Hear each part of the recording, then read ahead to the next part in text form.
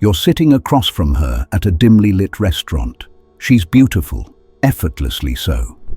Perfect nails, perfume that whispers luxury. But then you notice it. She's already checked her phone 3 times, even though you've barely finished ordering.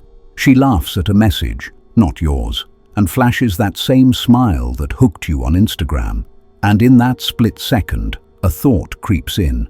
Is this who she really is? Or just another highlight reel?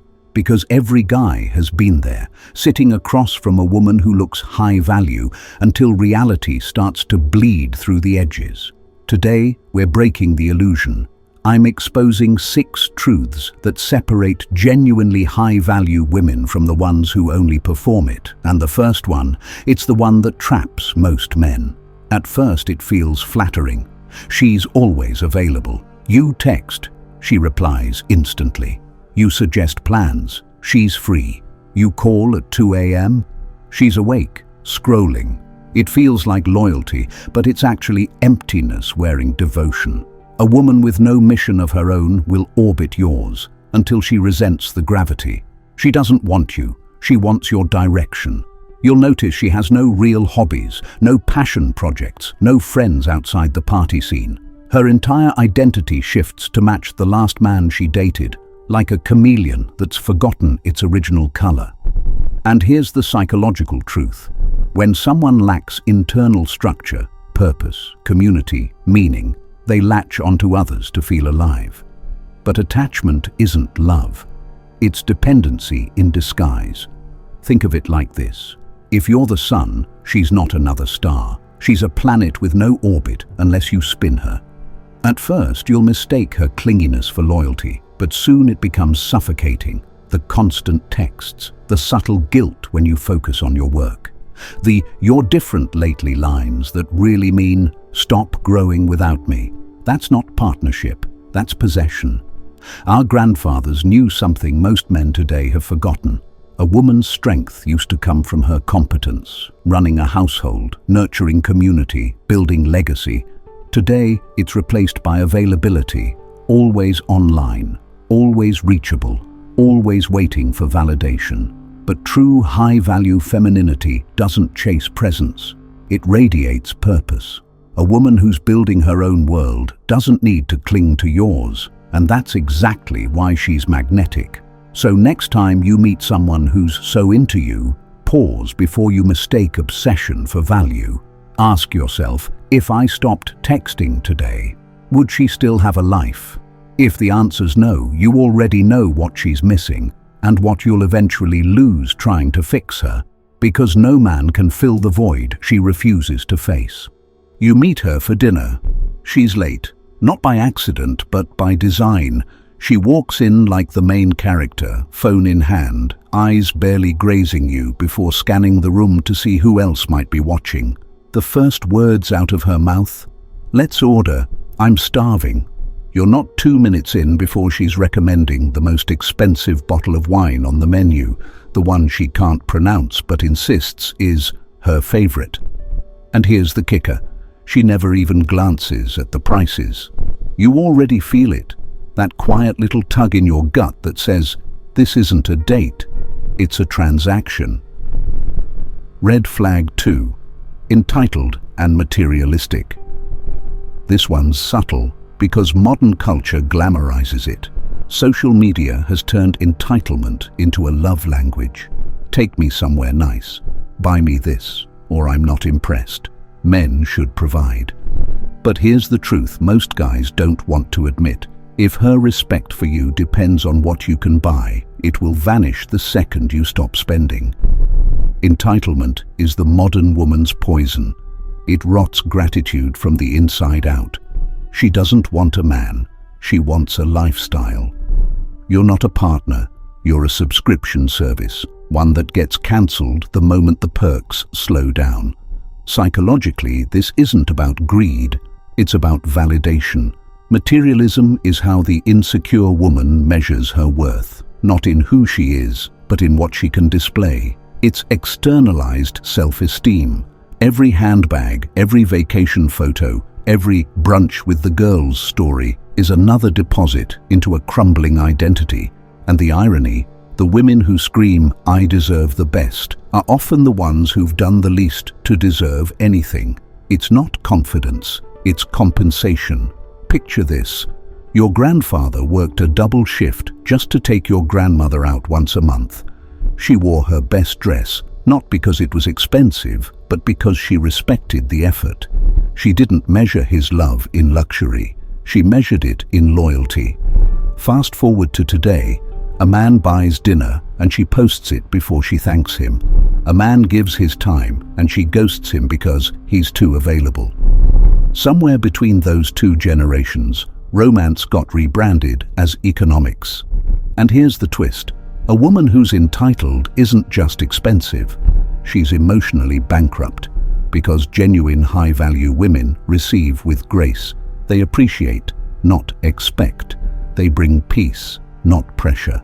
When a woman has real confidence, she doesn't need you to prove your value through your wallet. She proves hers through her character. So the next time she orders like she's at a royal banquet, don't ask, "Can I afford her?" Ask, why does she feel the need to prove herself through price tags? Because high-value women don't demand kings to buy them castles.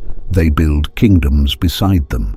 And if you're paying for the privilege of her presence, remember, a queen doesn't invoice the throne. You're on a second date. The food's good. Conversation feels like it might actually go somewhere. Then, ping. Another like. Another comment. She smiles, half listening, scrolling like she's harvesting applause. She angles her plate for the camera, whispers, "Hold on, let me just post this," then slides the phone across the table and asks you to take a picture, as if the moment belongs to an audience, not to the two of you. That right there.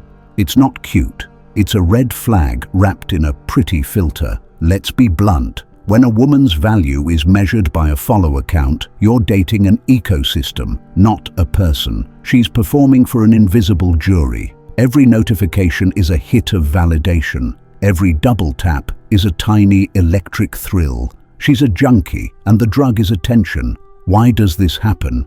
Because validation is the currency of insecurity. Likes and comments sit where self-worth should be. They fill a hole that used to be filled by competence, relationships, accomplishment. Instead of asking herself, "Who am I?" she's asking, "How many people approved of me today?" Psychology 101. Social approval triggers dopamine. The brain rewards the behavior, so she repeats it. Over time, authentic connection gets downgraded to content opportunities.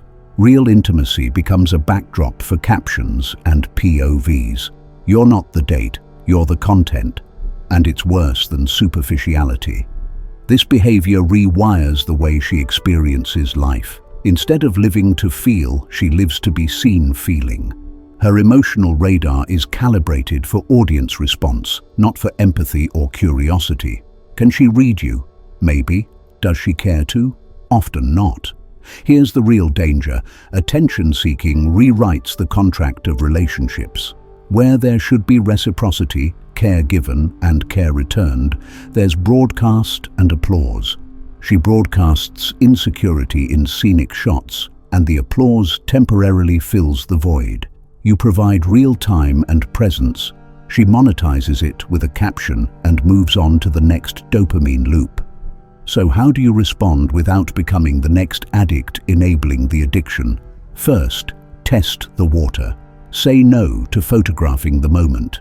Watch what happens. If she's genuinely present, she'll respect it and laugh it off. If she bristles, if she tries to guilt you into posting it, note the pattern. Boundaries reveal character. People who value attention over substance will resent the limits you set. People who value you will breathe easier. Second, refuse to perform for her audience. Don't play the supporting role in her highlight reel. When you catch yourself curating behavior to look good online for her, stop. That's a little death of your self-respect every time. Third, demand curiosity.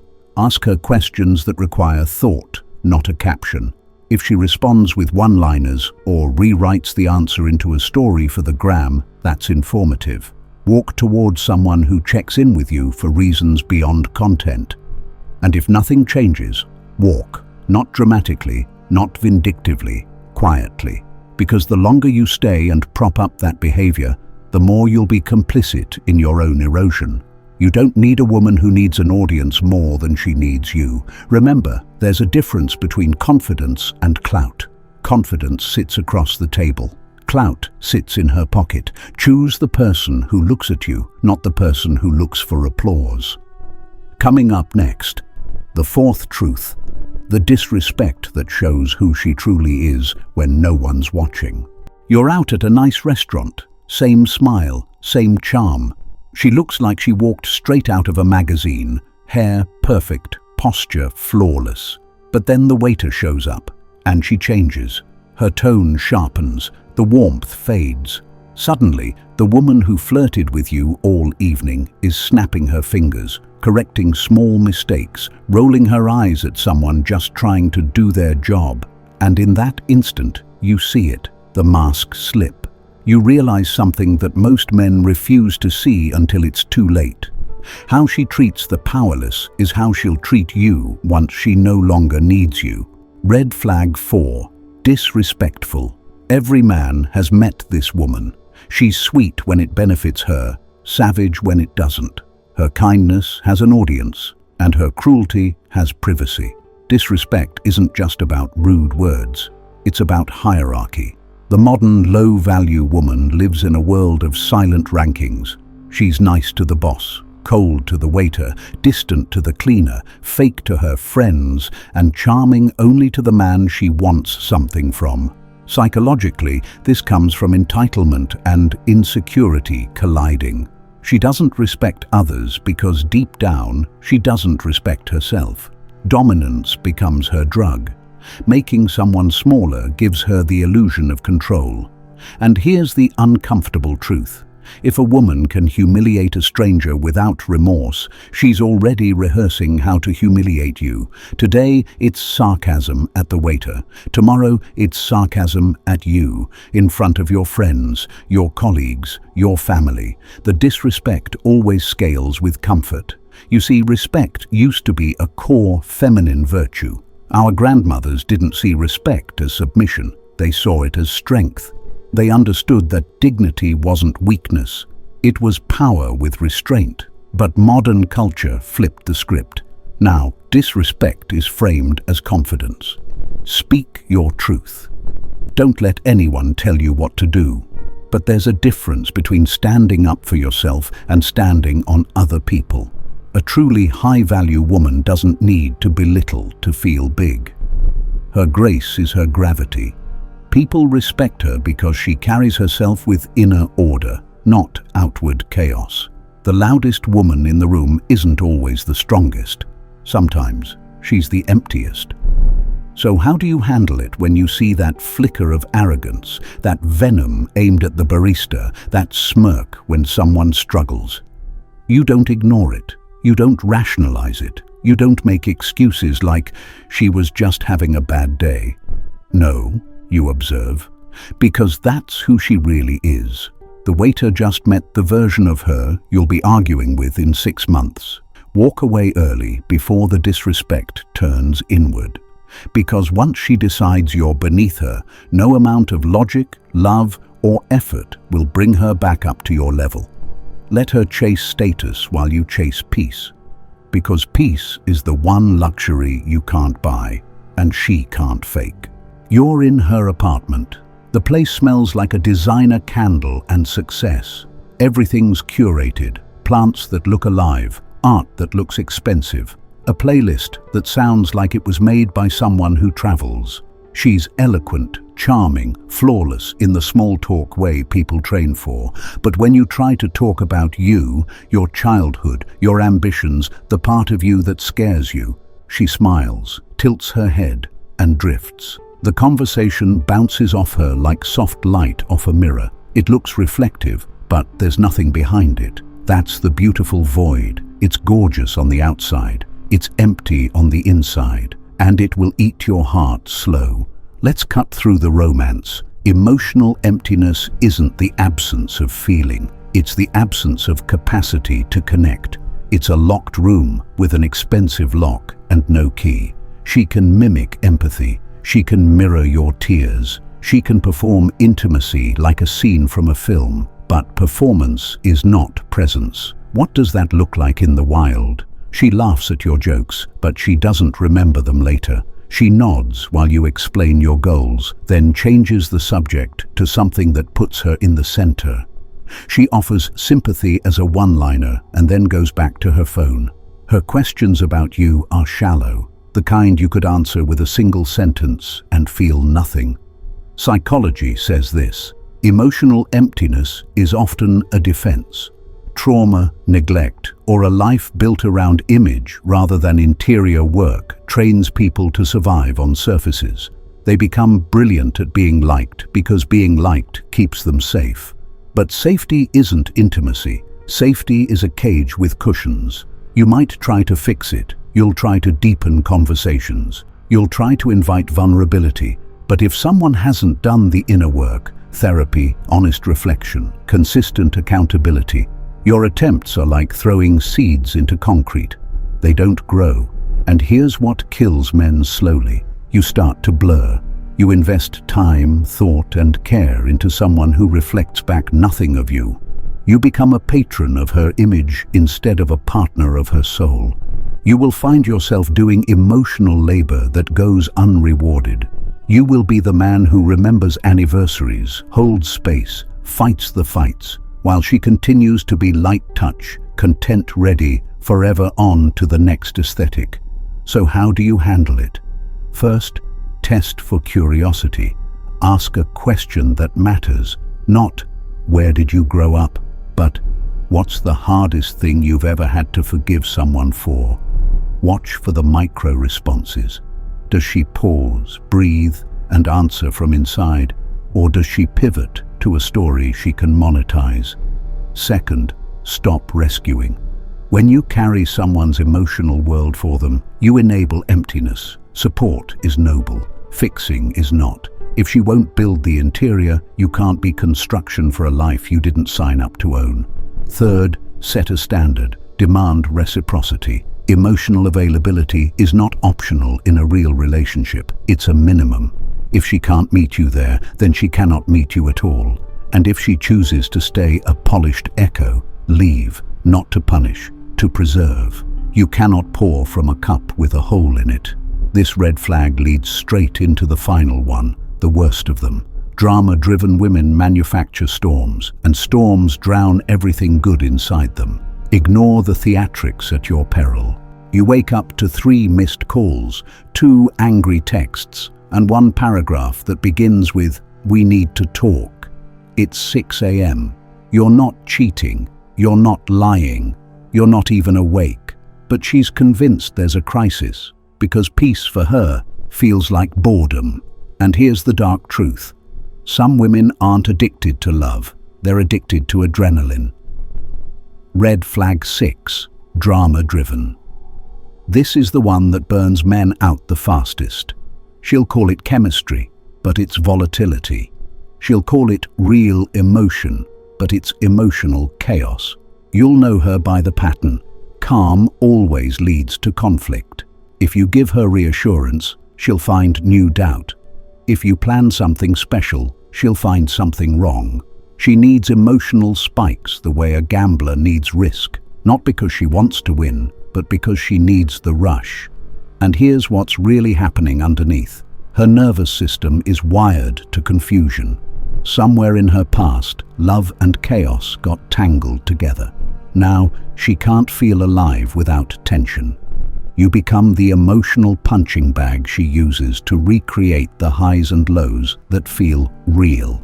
That's why 1 minute she's crying that she loves you, and the next she's threatening to leave. It's not logic, it's conditioning. She's chasing intensity because intimacy feels foreign. The psychological cost. Men start mistaking stress for passion. You'll hear yourself saying, "I know she's crazy, but the chemistry is unreal." That's not chemistry. That's trauma bonding. It's the same neural cocktail that makes addicts love their fix even as it destroys them. A high-value woman values stability. She doesn't manufacture storms to feel seen. She brings clarity, not confusion. She's not afraid of silence. She's at peace in it. Our grandfathers knew this instinctively. They married women who built calm around them, not chaos. Women who argued with purpose, not with ego. Today, chaos is branded as passion, but passion without respect is just noise. If you find yourself explaining your worth every week, walking on eggshells or apologizing for things you didn't do just to keep the peace, that's not love, that's a hostage negotiation. So here's the hard truth. You can't fix the drama-driven woman. You can only stop auditioning for her storm. When she throws chaos, don't argue, exit. When she manufactures guilt, don't defend, detach. When she cries manipulation, don't rescue, reflect. Because if you keep staying, you'll start believing that calm is dull, peace is weak, and self-respect is selfish. And that's how good men lose themselves, not all at once, but in tiny concessions, one argument at a time. You've now seen the 6 truths, the silent killers of modern relationships. No life of her own, entitled and materialistic, obsessed with external validation, disrespectful, emotionally empty and drama-driven. Ask yourself, how many of these have you ignored because she looked high value? How many times have you told yourself, maybe she'll change, when deep down you knew better? Stop negotiating your standards. Stop mistaking chaos for connection. Start demanding what men before you used to demand: respect, peace, and reciprocity. Gentlemen, the mission is simple. See the signs, walk early, and never apologize for wanting better. If this hit home, like the video, drop a comment about which red flag you faced, and share this with a brother who needs the wake-up call. Subscribe to the channel, support the mission using the link in the description below.